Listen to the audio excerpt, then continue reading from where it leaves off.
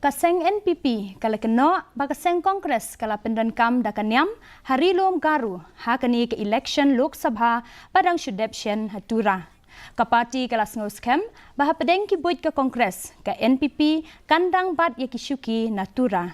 Menteri ke NPP Marcus and Marak ula Kynnoh baka Seng Kongres kala pen-i ki Durki balarim halor ke cing sya thang ki yang mani bat ki Kristan kila sya le ben.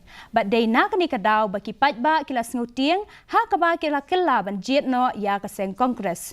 Marak ula benru ya ka Presiden ka Seng Kongres ka Deborah Marak kabala shim ba upurno akitok sangma lembat ke yang kesem kim shim lala le ai ban kintiu ya garilom Garo menta la saupo nyosnem. And forgetting about the contribution that KHASI has given to the state of Meghalaya.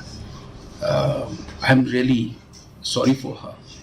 Anybody you ask, everybody knows that whatever KHASI has contributed is known for everyone here in our state. Even in Garo Hills also, so much has been done from his side. And I would say he was the face for us